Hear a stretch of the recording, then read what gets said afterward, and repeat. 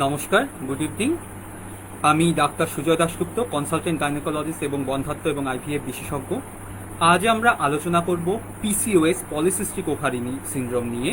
কারণ আপনারা নিশ্চয়ই জানেন যে সেপ্টেম্বর মাস এটা হচ্ছে পলিসিস্টিক ওভারি সিনড্রোম অ্যাওয়ারনেস মাস বা পিসিওএস সচেতনতা মাস। আপনারা জানেন যে গত বছর 2019-এর সেপ্টেম্বরেও আমরা এই নিয়ে বেশ কিছু প্রোগ্রাম করেছি। এবারও আবার আমরা আপনাদের সাথে এসেছি এই নিয়ে প্রোগ্রাম করার জন্য। Hello, good evening, ladies and gentlemen. I am Dr. Sujoy Dasgupta, consultant gynecologist and infertility and IVF specialist. Today, we are going to discuss about PCOS, polycystic ovary syndrome. You probably know that September is the PCOS awareness month, that is celebrated as PCOS awareness month throughout the world. Okay, so we are now going to discuss about this, and you know that even last year in 2019 also we have discussed a lot about the PCOS in the September month, which was the PCOS awareness month. The first question is what is polycystic ovary, PCO? Please note, inside the ovaries there are number of structures called follicles, that is they are fluid filled structures inside which there are eggs. Normally, every ovary has some follicles, but in PCO, in polycystic ovaries, they are having more than normal number of follicles, that is more than 12 to 15 number of follicles, and they are called PCO. Why they are called polycystic? That is, this number of follicles, they appear like cysts. But please remember, this is not cyst, because cyst will be bigger in size. Okay, cyst is something called tumor, which can be removed by operation. But PCOS is not the disease of the cyst. Often the women are coming to us saying a report showing polycystic ovary, and they are saying that, doctor, I am having cyst. Please note, polycystic ovary is not the disease of the cyst. It appears like cyst, but it is not actually the cyst. তাহলে আমাদের যেটা জানতে হবে PCO বা polycystic ovary কি। মনে রাখতে হবে যে কোনো মহিলার ওভারিতে কিছু সংখ্যক ফলিকেল থাকে। ফলিকেল মানে কি? ওভারিতে জলে পরিপূর্ণ কিছু থলি থাকে যাকে বলা হয় ফলিকেল। এবং এই ফলিকেলের মধ্যে ডিম থাকে।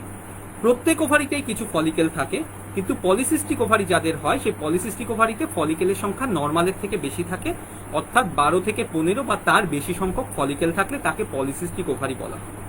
কিন্তু মনে রাখতে হবে এটাকে পলিসিস্টিক ওভারি বলা হয়, সিস্টের মতো দেখতে, কিন্তু এটা সিস্ট নয়। অনেক সময় পলিসিস্টিক ওভারি রিপোর্টে আছে সেরকম মহিলা আমাদের কাছে এসে বলেন আমার ওভারিতে সিস্ট আছে। মনে রাখতে হবে পলিসিস্টিক ওভারি এবং সিস্ট কিন্তু পুরো আলাদা জিনিস। কারণ সিস্ট হচ্ছে একটা টিউমারের মতো যেটা অপারেশন করলে ঠিক হয়ে যায়, কিন্তু পলিসিস্টিক ওভারি কিন্তু সিস্টের রোগ নয়, এটা হচ্ছে একটা হরমোনাল সমস্যা। কাজেই মনে রাখতে হবে পলিসিস্টিক ওভারি কিন্তু সিস্ট নয়, কাজেই সব সিস্ট মানে কিন্তু পলিসিস্টিক ওভারি নয়। এবার আরেকটা জিনিস বলবো যেটা ভালো করে বুঝতে হবে, পলিসিস্টিক ওভারি থাকা মানেই কিন্তু পলিসিস্টিক ওভারি সিনড্রোম নয়। অর্থাৎ আল্ট্রাসাউন্ড রিপোর্টে বলছে পলিসিস্টিক ওভারি, তার মানেই কিন্তু পিসিওএস নয়। ব্যাপারটা কি তাহলে?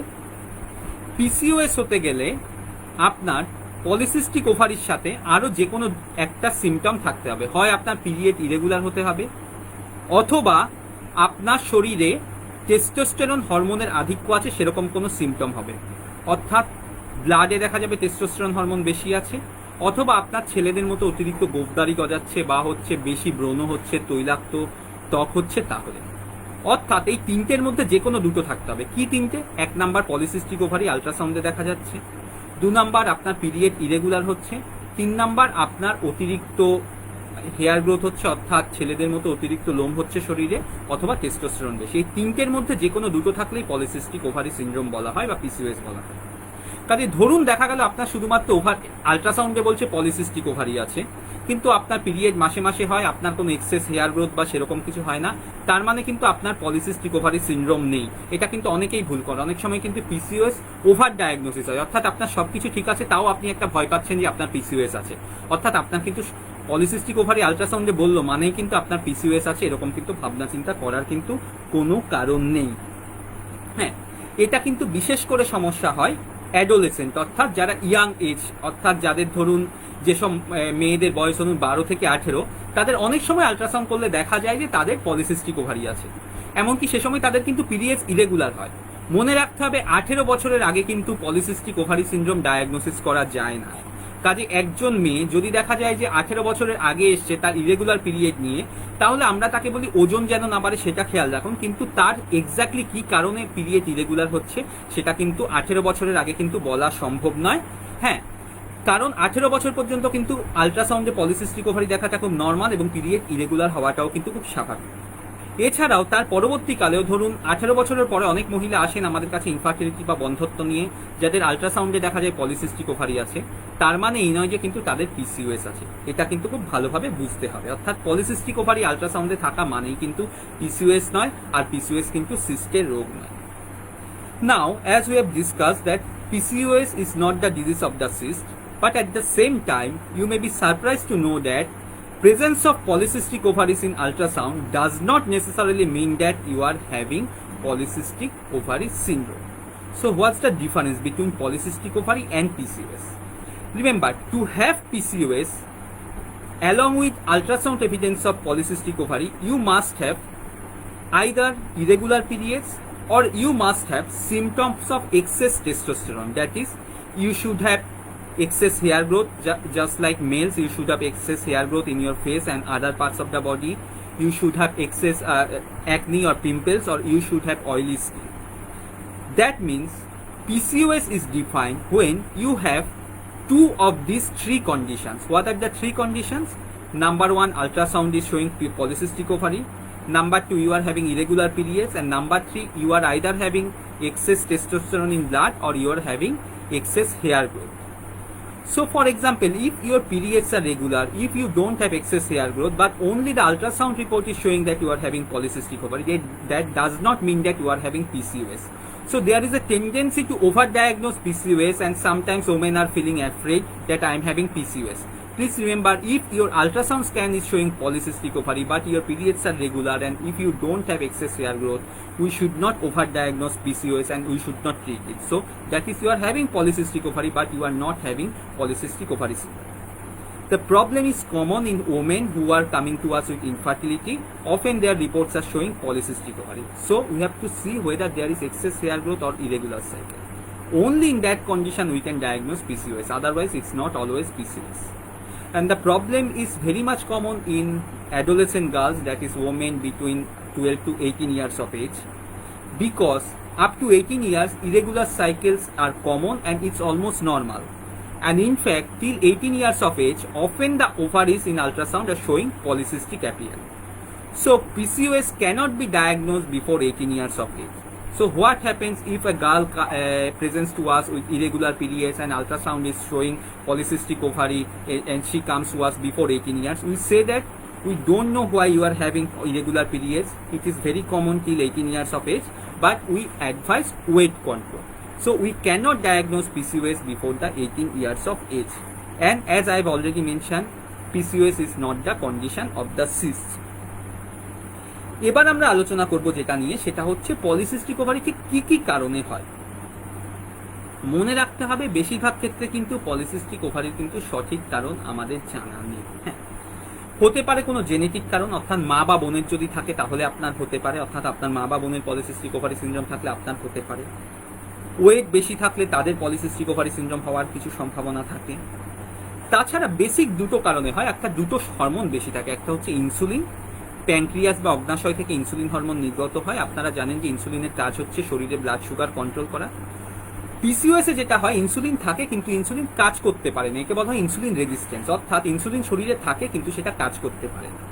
কাজ করতে না পারলে এই ধরনের হরমোনাল সমস্যা তৈরি হয়, অর্থাৎ polycystic ovary, excess hair growth, period irregular এরকম হয়।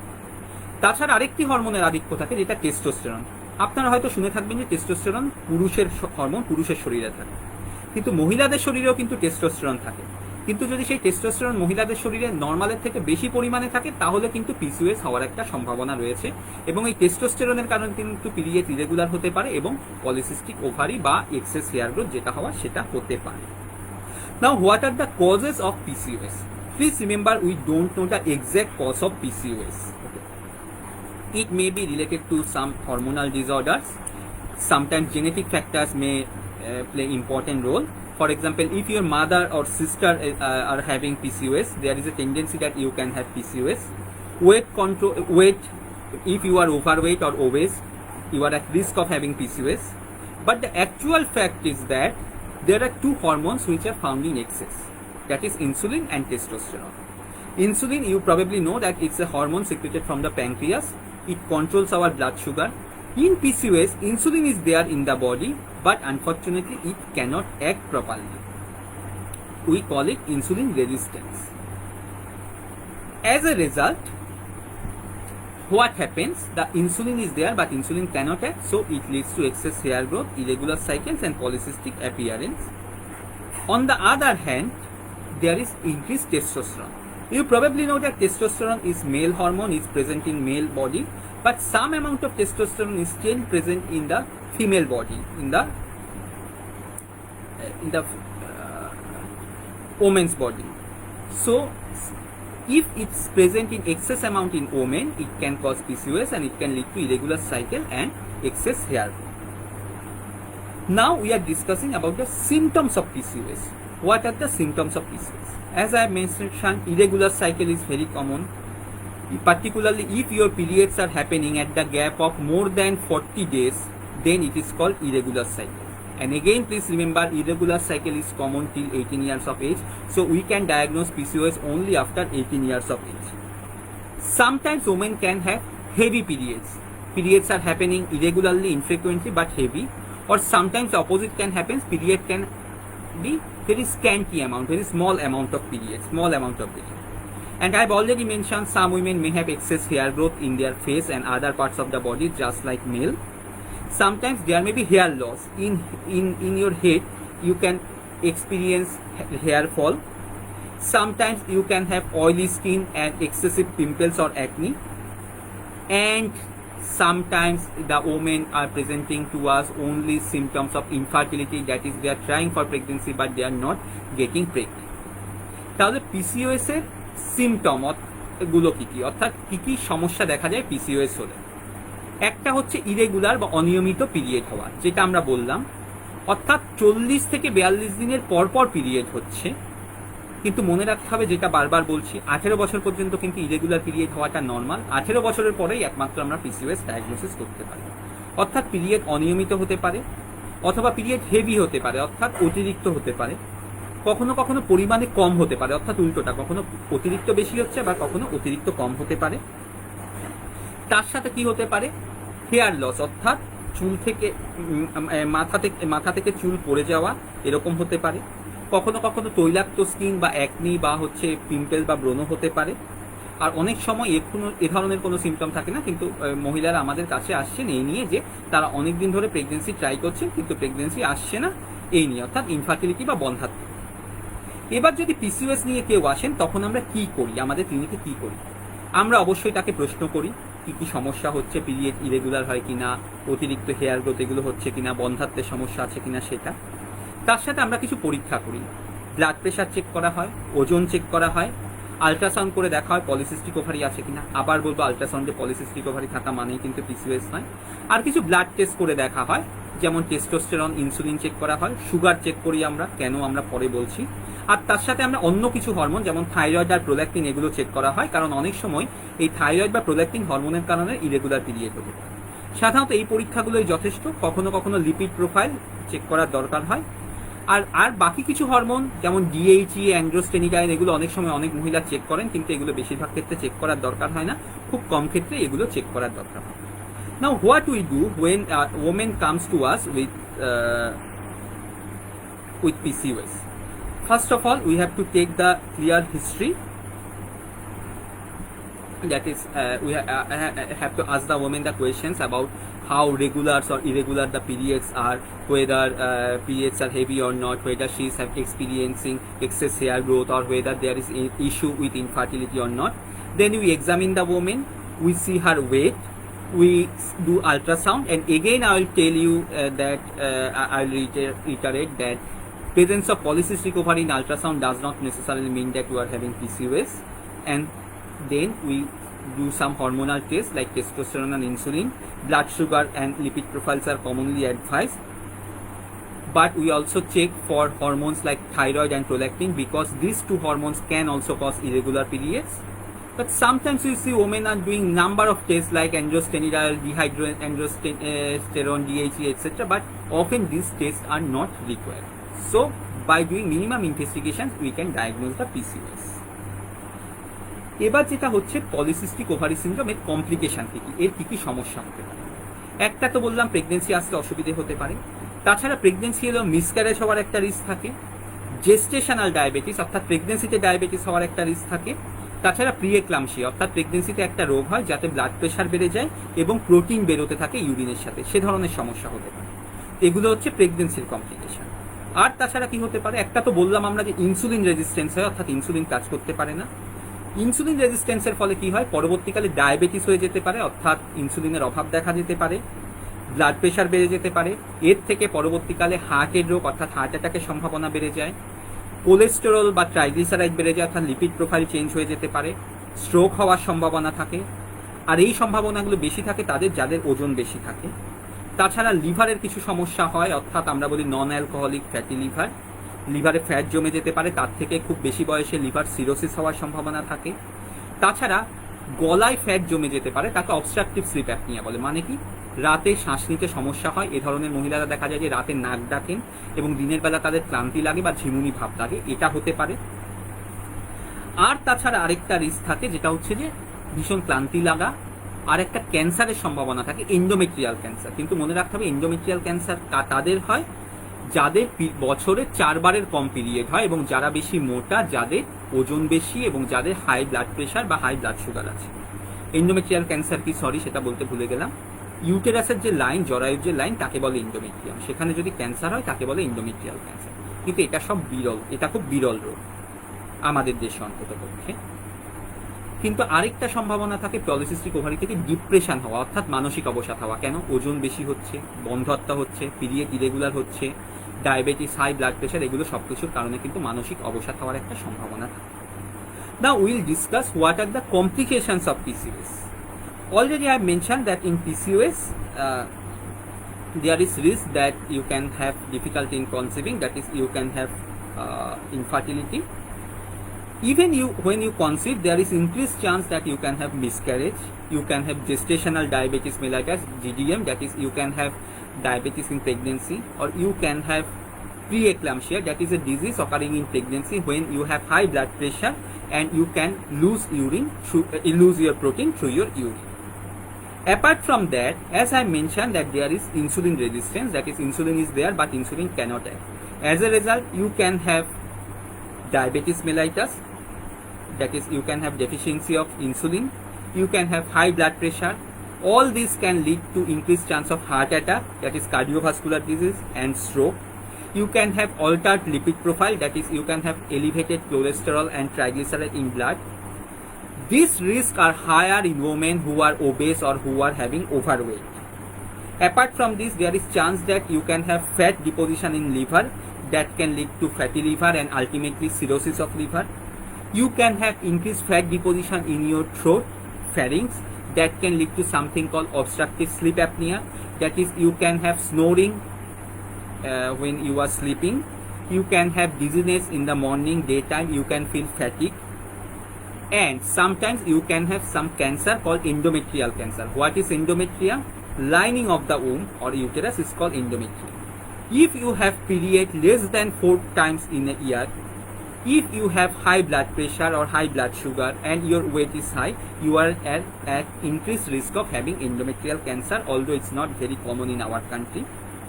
And apart from this, PCOS is known to cause depression, mental depression, because of overweight, because of infertility, because of menstrual irregularities, and because of associated diseases like diabetes and high blood pressure.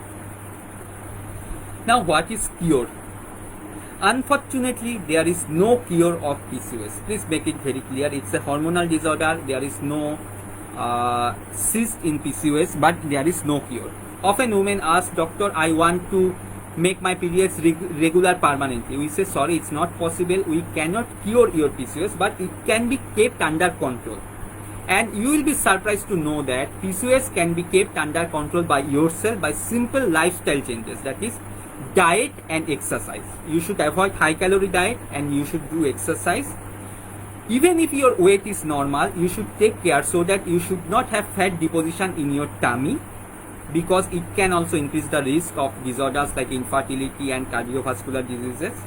If your weight is normal, you can have regular periods, you can conceive naturally, and your risk of having diabetes and high blood pressure will be significantly lower. And some women find it difficult to control weight even despite trying diet and exercise. In that case, we can give some medicine for controlling the weight. And you have to monitor your blood sugar every year and blood pressure regularly, and of course you should check blood sugar and lipid profile regularly. এবার যেটা জিজ্ঞাসা করেন অনেকে যে PCOS এর cure কি, অর্থাৎ PCOS কিভাবে সম্পূর্ণ সেরে যাবে। যে কথাটা বলে ভালো লাগবে না আপনাদের সেটা হচ্ছে পলিসিস্টিক ওভারি সিনড্রোম পিসিওএস সারে না, এটা ইনকিউরেবল। হ্যাঁ, অনেকে বলেন যে ডাক্তারবাবু আপনি এমন ট্রিটমেন্ট করুন যাতে আমার পিরিয়ডস এর সমস্যা পুরোপুরিভাবে ঠিক হয়ে যায়। মনে রাখতে হবে এটা কিন্তু পুরোপুরিভাবে সারানো সম্ভব নয়, কিন্তু এটা কন্ট্রোলে রাখা যেতে পারে। আপনারা হয়তো অবাক হবেন শুনে যে পিসিওএস কে মানে কন্ট্রোলে রাখার জন্য বেশিরভাগ ক্ষেত্রে আপনার কিন্তু অন্য কোনো ট্রিটমেন্টের দরকার নেই। সিম্পল লাইফস্টাইল চেঞ্জেস অর্থাৎ ওয়েট কন্ট্রোল করা, ডায়েট এবং এক্সারসাইজের মাধ্যমে সেটা হলেই সেটা কিন্তু যথেষ্ট। হ্যাঁ, এবার যদি দেখা যাচ্ছে যে ওয়েট কিভাবে কন্ট্রোল করবেন, এটা অনেকে প্রশ্ন করেন। দুটোই করতে হবে, ডায়েট এবং এক্সারসাইজ, অর্থাৎ হাই ক্যালোরি ডায়েট অ্যাভয়েড করা এবং এক্সারসাইজ করা। যদি দেখা যায় যে তারপরেও আপনার ওয়েট কন্ট্রোল হচ্ছে না, তখন আমরা কিছু মেডিসিন দিতে পারি ওয়েট কন্ট্রোলের জন্য। অনেক সময় ওয়েট কন্ট্রোল করলে কিন্তু আপনার দেখা যেতে পারে পিরিয়ডস রেগুলার হচ্ছে নিজে থেকেই, কোনো ওষুধ ছাড়াই। আপনি নিজে থেকেই কনসিভ করে যেতে পারেন, ন্যাচারালি প্রেগনেন্সি এসে যেতে পারে কোনো সমস্যা ছাড়াই।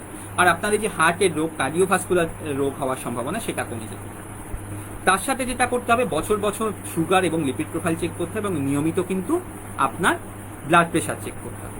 তাছাড়া মনে রাখতে হবে যদি আপনার ওজন নর্মাল থাকেও পেটে যেন ফ্যাট না জমে সেটা খেয়াল রাখতে হবে, কারণ পেটে ফ্যাট জমলে কিন্তু সেটার ক্ষেত্রে কিন্তু হার্টের রোগ হওয়ার সম্ভাবনা বেশি থাকে।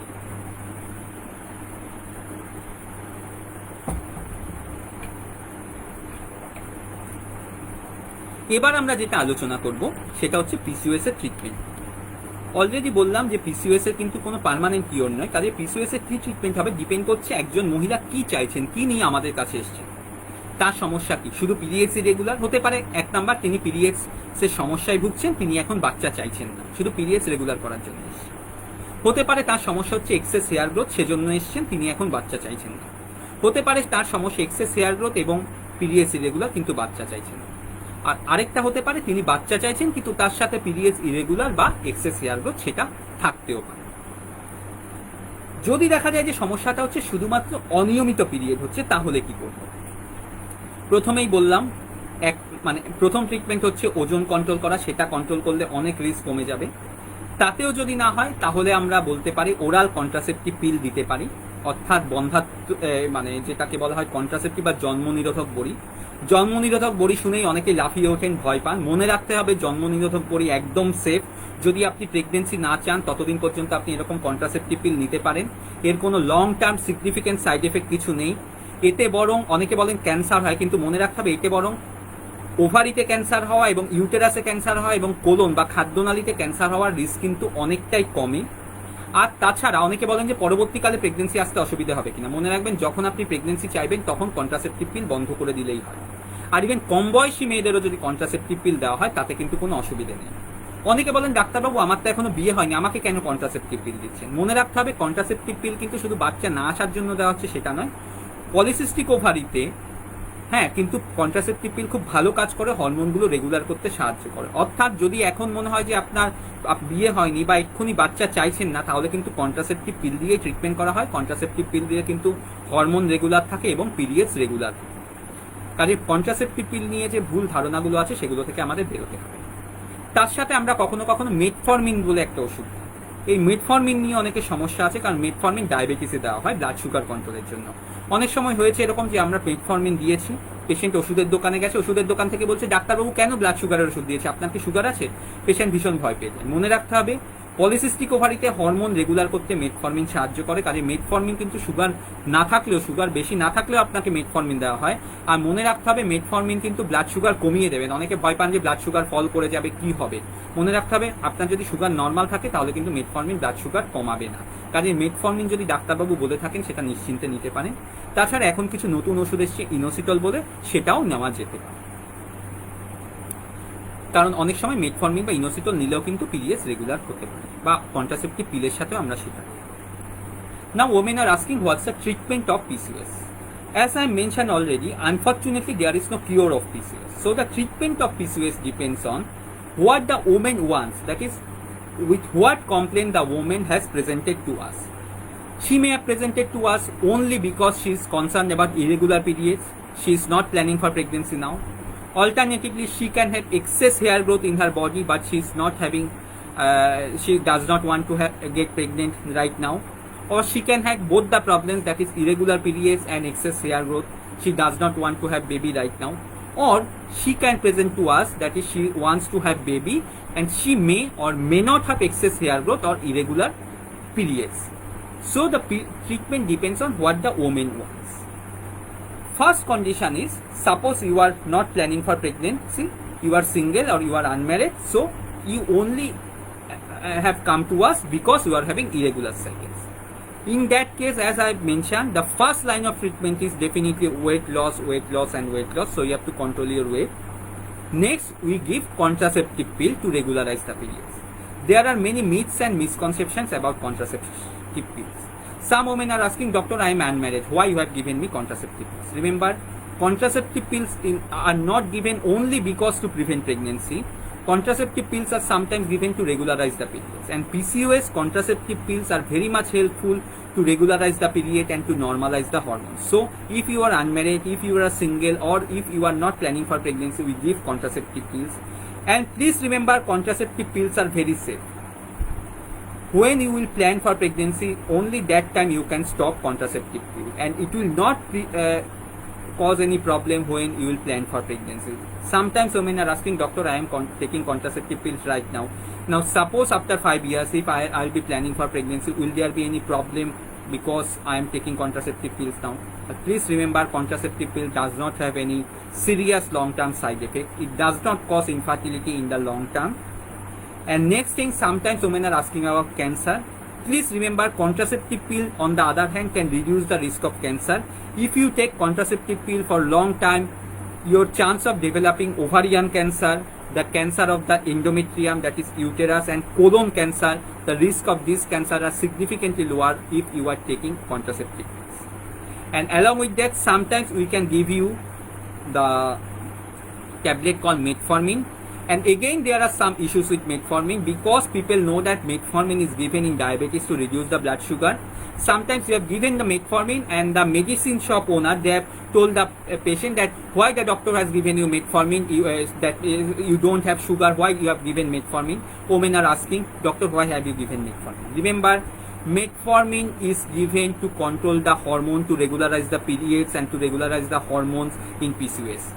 Metformin is given in diabetes as well as in PCOS. So metformin, if your blood sugar is normal, metformin will never lead to low blood sugar. Sometimes women are afraid, if I am taking metformin, my blood sugar will fall down.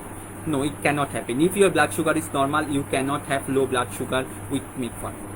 And along with metformin, there is a new drug called inositol. Sometimes we give inositol to regularize the period as well.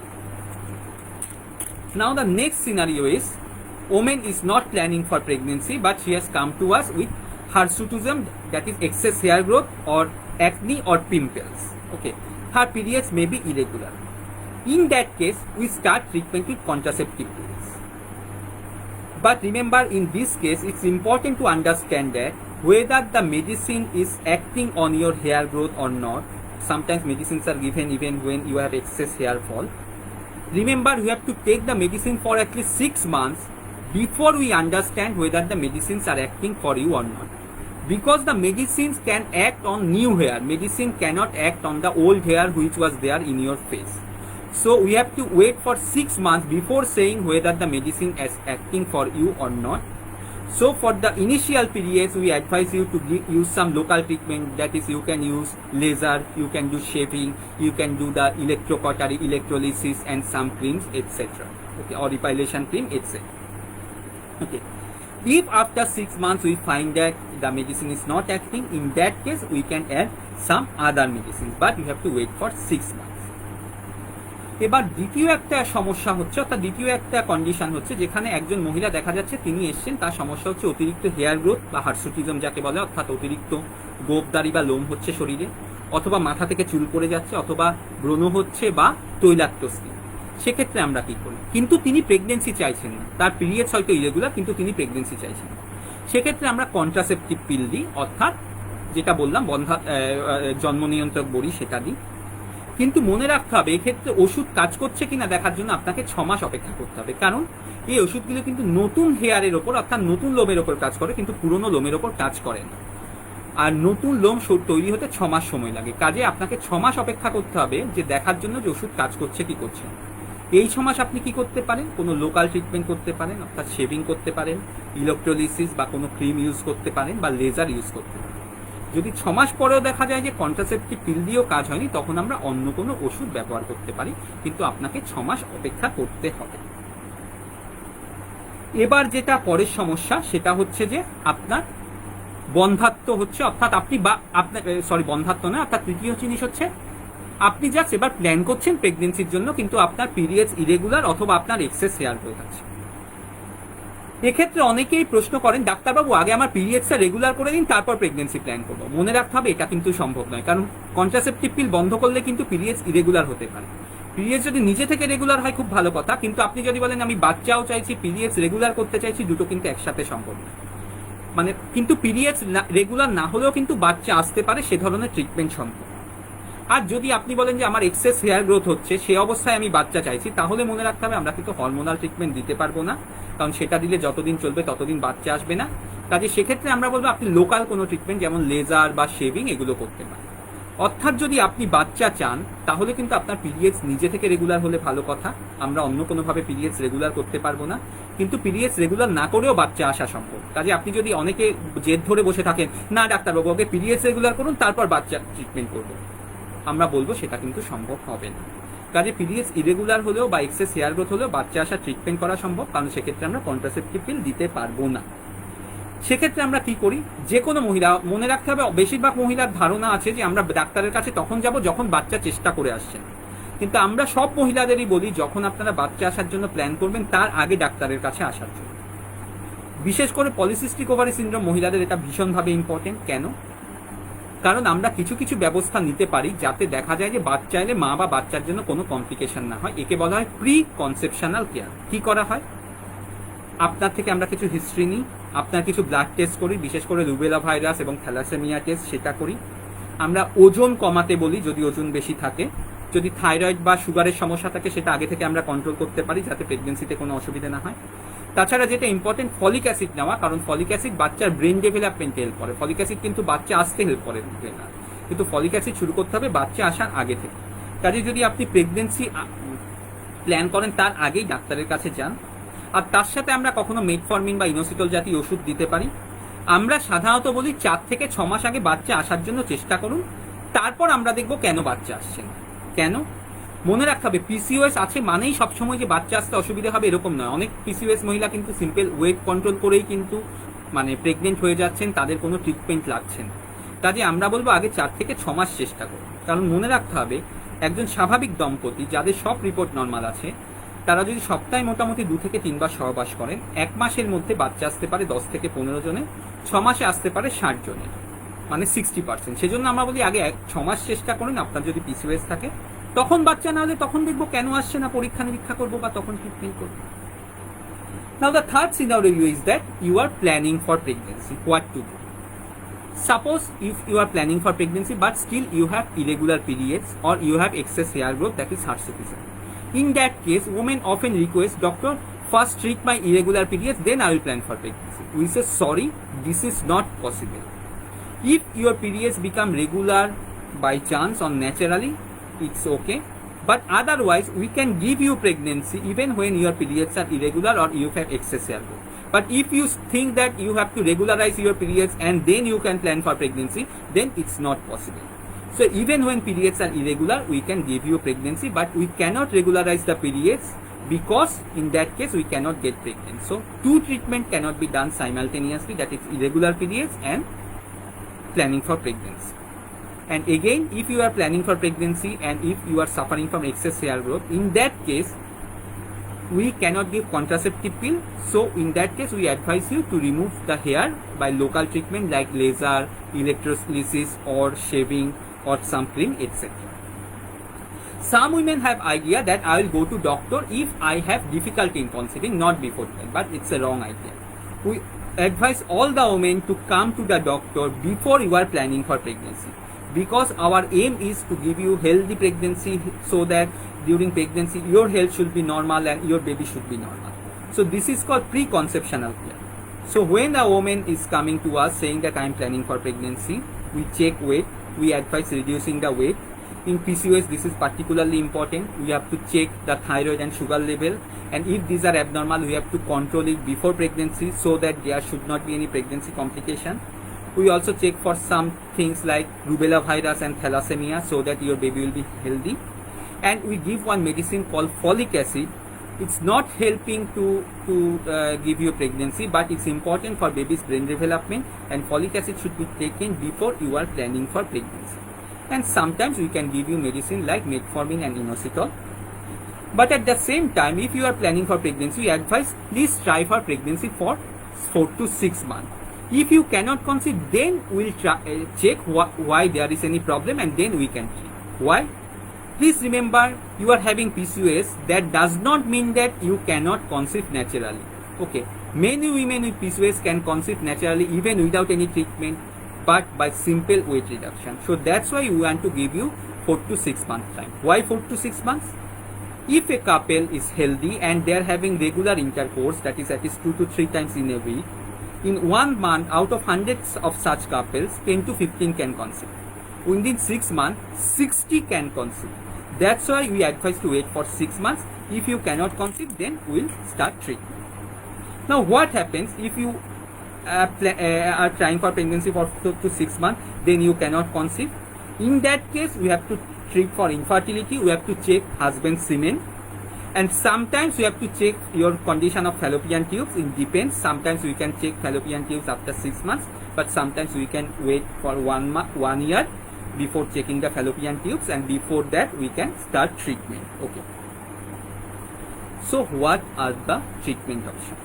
Remember, in PCOS, if you are having infertility, the first line of treatment is weight control, and weight control.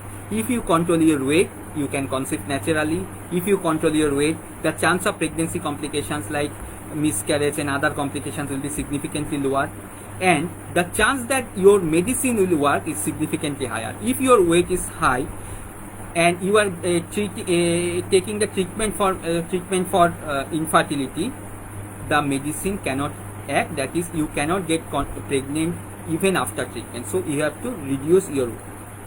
The next line of treatment is ovulation induction. What is ovulation?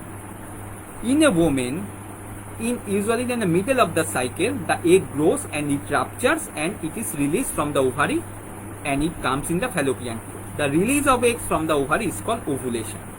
Unfortunately, in PCOS, the ovulation is not happening. So that's why you have to give medicine for ovulation induction, and ovulation induction acts very well in PCOS women. এবার আমরা যেটা বলছি, ধরুন আপনি 6 মাস, আমরা তো বললাম যে 4 থেকে 6 মাস চেষ্টা করুন প্রেগনেন্সির জন্য, তাতে যদি প্রেগনেন্সি না আসে তখন কি করা হবে? তখন আমাদের দেখতে হবে কেন আপনার বন্ধ্যাত্ব হচ্ছে, সে ব্যাপারে আমাদের পরীক্ষা নিরীক্ষা এবং ট্রিটমেন্ট করা। প্রথম পরীক্ষা হলো আমাদের আপনার স্বামীর বীর্যরস বা শুক্রাণু পরীক্ষা করতে হবে, সেটা ঠিক আছে কিনা দেখতে হবে। আপনার ফ্যালোপিয়ান টিউব পরীক্ষা করতে হবে কিনা। কখনো কখনো আমরা বলি 6 মাস ধরে প্রেগনেন্সি না এলে দেখবো ফ্যালোপিয়ান টিউব ঠিক আছে কিনা, আর কখনো কখনো আমরা বলতে পারি ঠিক আছে আপাতত ট্রিটমেন্ট শুরু করি, যদি তাতেও প্রেগনেন্সি না আসে 1 বছর পরে আমরা দেখবো ফ্যালোপিয়ান টিউব ঠিক আছে। এবার ট্রিটমেন্ট কি? আবার বলবো, প্রথম ট্রিটমেন্ট হচ্ছে ওজন কন্ট্রোল করা, কারণ ওজন কন্ট্রোল করলে আপনি নিজে থেকে কনসিভ করতে পারেন। ওজন কন্ট্রোল করলে আপনার প্রেগনেন্সিতে কমপ্লিকেশন যেমন মিসক্যারেজ বা এগুলো হওয়ার সম্ভাবনা কম। ওজন কন্ট্রোল করলে আপনার ট্রিটমেন্টে রেসপন্স করার সম্ভাবনা বেশি। কিন্তু যদি আপনার ওজন বেশি থাকে, আপনার কিন্তু সব ট্রিটমেন্ট করার পরেও কিন্তু আপনি কনসিভ না করতে পারেন। কাজেই মেইন ট্রিটমেন্ট হচ্ছে ওজন কন্ট্রোল।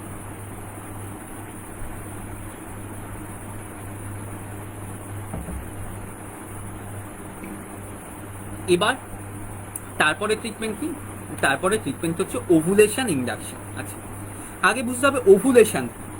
মনে রাখতে হবে, একজন মহিলার মাসের মাঝামাঝি সময় ওভারি থেকে একটা বেগ বড় হয় এবং সেটা বেরিয়ে রিলিজ হয়, অর্থাৎ ওভারির চামড়া ভেদ করে রাপচার করে সেটা ওভারি থেকে ফ্যালোপিয়ান টিউবে আসে। এই ওভারি থেকে যে এগটা বেরোয়, ডিমটা বেরোয়, একে বলা হয় ওভুলেশন।